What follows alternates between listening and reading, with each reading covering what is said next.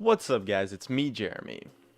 I'm in a good mood today. Recently on stream I got a chance to mess around with full AP Malphite in a bunch of games, and unlike Renekton, Malphite is a champion that I actually have experience with, and going full AP is maybe a little bit cheesy, but it's actually not that bad, and oh man, was it a ton of fun. So first off, full AP Malphite brings to the table some massive burst damage and base scalings, but with the range on his ultimate, gives his burst combo an absolutely insane advantage. It's a bit comparable to maybe like an Annie mid, but with like 75% of the damage but twice the range.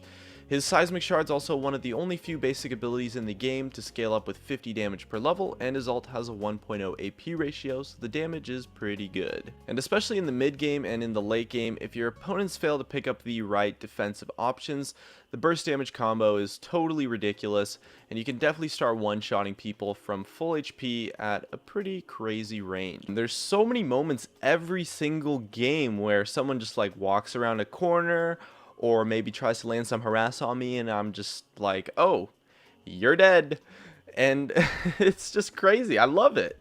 And in lane, once you hit level 3, the Q harass as well becomes pretty real, and you can bully out your lane reasonably well, since a lot of mid laners actually rely on skill shots, but you have the targeted harass and your passive to help you win trades pretty well. So I expected to struggle a lot in lane versus poke heavy mages who could maybe harass me a lot with auto attacks. But I started to realize something when taking Malphite mid that you never really get when going top lane, and it's that everyone in mid lane starts Dorans, and since they are not going to be double jungling since they're mid lane, they always come into lane with a maximum of 2 HP potions.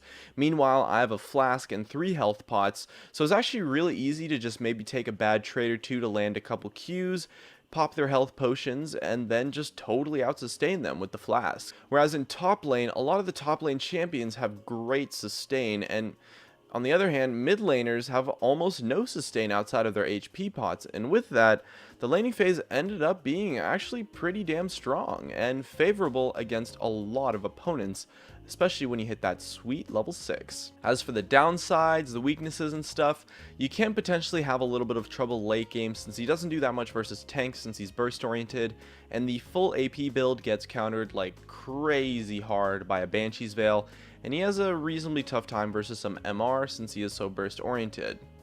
As well, in lane, if you do play against someone that has great sustain and reasonable poke, it can be pretty tough, but you can always just farm it up and survive with the help of your passive, with the help of teleport, so it's super easy to get out of lane, even in like the worst matchup.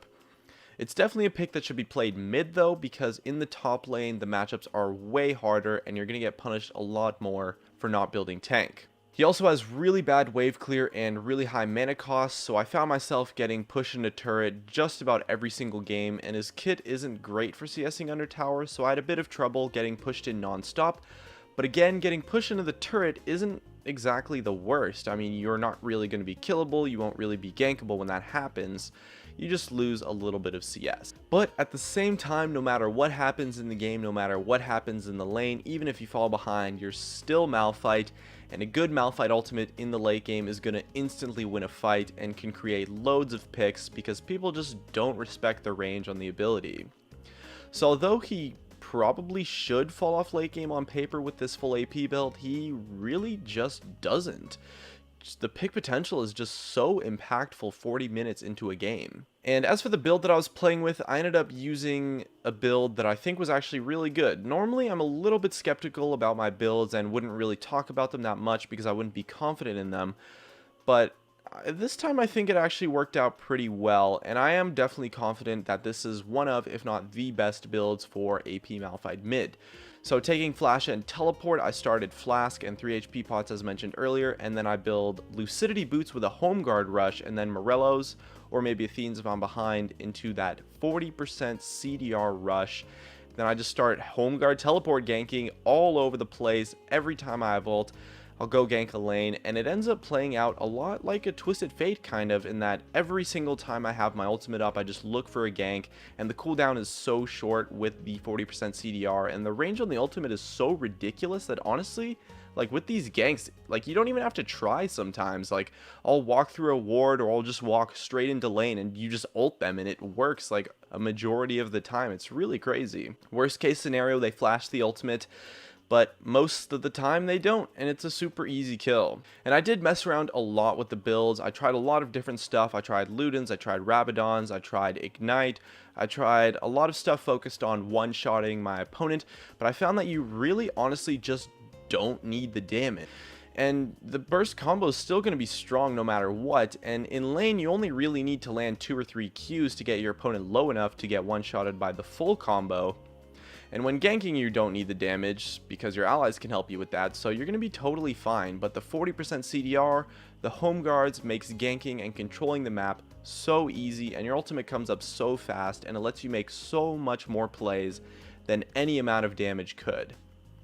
And overall, the full AP Malphite build is honestly just so fun, and it actually works quite well because nobody ever really expects the burst damage, since it's a pick that nobody really plays, and people do a really poor job of countering it properly with their item builds and their playstyles, so it's something that I think is seriously a great pick for solo queue.